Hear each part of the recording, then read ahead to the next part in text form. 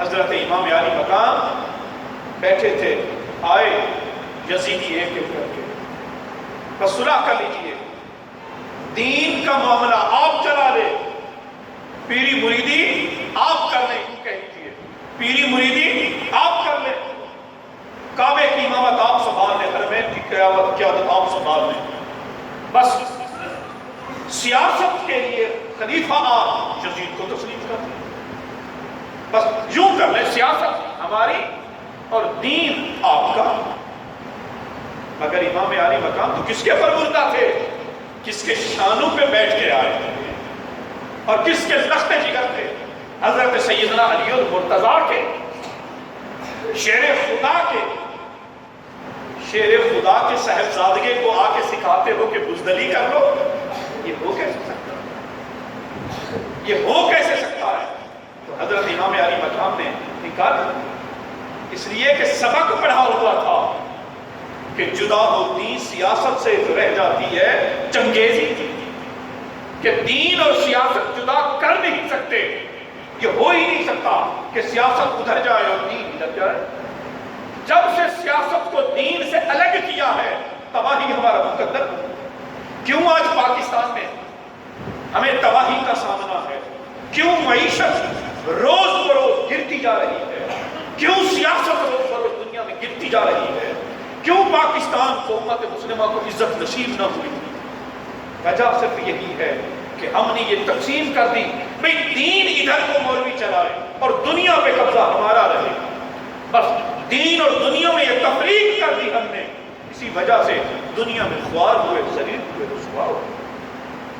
مگر وہ جن کی ذات میں دین بھی تھا، جن کی ذات میں دنیا بھی تھی، اسلام سیاست بھی تھی، دنیا میں وہ رہے، بڑی شان سے رہے، عزتیں بھی انہیں نصیب ہوئی، عظمتیں بھی انہیں نصیب ہوئی۔ آج بھی ذکر خیر انہی کا چلتا ہے۔ کہاں گئے وہ جو دین کو دنیا سے الگ کر کے چلنے لگے تھے؟ کہاں گئے وہ لوگ؟ مٹ گئے، نام بھی نشان۔ وہ جن کی نوبت کی صدا سے گونجتے تھے آسمان، با ادب با ملاحظہ ہوشیار، بادشاہ سلامت تشریف لا رہے ہیں۔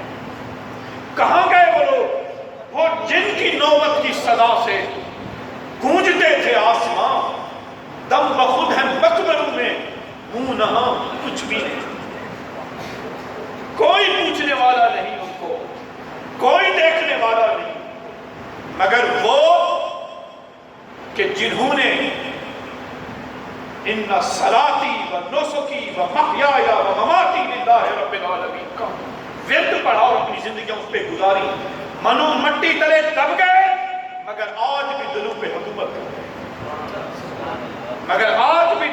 حکومت ان کی چلتی ہے۔ اس لیے حضرت امام علی مقام نے انکار کر دیا، کیونکہ وہ دیکھ چکے تھے کہ حضور نبی رحمت صلی اللہ علیہ وسلم اپنی ذات میں مذہب کی سب سے بڑی پوزیشن نبوت بھی ہے، اور سیادت کی، سیاست کی سب سے بڑی پوزیشن آپ ہی کی ہے، کہ دنیا کے امراء کو بھی لکھا جا رہا ہے کہ دین پر ایمان لے، وقت کے بادشاہ بھی اسی در پہ حاضری دیتے ہیں۔